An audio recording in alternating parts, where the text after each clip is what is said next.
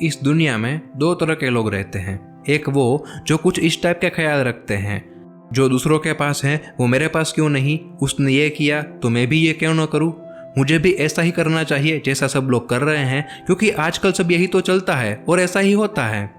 उसने ये किया और इतना बड़ा आदमी बन गया तो मैं भी यही करूँगा और इतना बड़ा आदमी बन जाऊँगा। चाहे मुझे इंटरेस्ट हो या ना हो, लेकिन फिर भी मैं इसी फील्ड में जाऊँगा क्योंकि मेरे सभी दोस्त भी यही कर रहे हैं। ऐसे लोग दूसरों को देख के खुद को उनसे कंपेयर करके जीते हैं, जिसे फॉलोअर्स कहा जाता है। दूसरे वो जो ये देखते हैं कि वो खुद क्या है और कहाँ है। दूसरे लोग चाहे जो भी करें, मैं तो सिर्फ वही करूँगा जो मुझे मेरे लिए बेहतर लगता है, जिसमें मेरा इंटरेस्ट भी हो। अगर कोई हाईली सक्सेसफुल इंसान है तो मैं उससे इंस्पायर या मोटिवेट ज़रूर हो सकता हूँ, लेकिन इसका मतलब ये नहीं कि मैं वही सब करूँ जो उसने किया है। मुझे खुद को असेस करना है और ये देखना है कि मुझ में वो क्या क्वालिटीज़ हैं जिससे मैं खुद को बेहतर बना सकता हूँ और अपनी लाइफ में आगे बढ़ सकता हूँ। क्या मैं कुछ ऐसा कर सकता हूँ जो आज तक किसी ने ना किया हो और लोगों को भी उससे बेनिफिट हो। मुझे उस रास्ते पर नहीं चलना जहाँ सब लोग चल रहे हैं, बल्कि उस रास्ते पर चलना है जहाँ मैं चलना चाहता हूँ, जो रास्ता वाकई में मेरे लिए बना है। ऐसे लोग उस तरह से जीते हैं जैसे वो जीना चाहते हैं और अपनी ज़रूरत के हिसाब से सब एस्टैब्लिश करते हैं, इसलिए ऐसे लोगों को एस्टैब्लिशर्स कहा जाता है।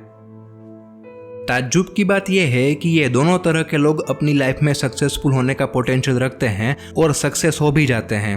फर्क सिर्फ इतना होता है कि जो फॉलोअर होते हैं वो सक्सेस पाने के बाद भी हैप्पीनेस नहीं पाते।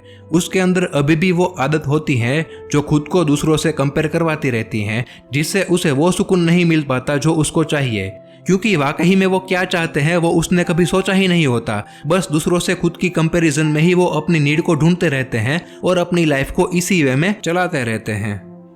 लेकिन जो खुद को असेस करके अपने इंटरेस्ट और नीड के हिसाब से सक्सेस पाते हैं, उसके पास हैप्पीनेस की कमी ना तो सक्सेस होने से पहले होती है और ना ही सक्सेस होने के बाद होती है, क्योंकि वो पहले से ही वो करते आ रहे हैं जैसा वो चाहते हैं। दूसरों से कंपेयर करने के बजाय उसे खुद को डिस्कवर करना अपने लिए ज़्यादा अच्छा लगता है और यही चीज़ उसे हमेशा लाइफ में आगे बढ़ाए रखती है, वो भी प्लेजर और सेटिस्फेक्शन के साथ।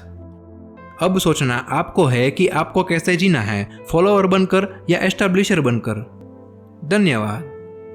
Whatever be the follower or establisher, success will be in both the ways, but will this success be what you want?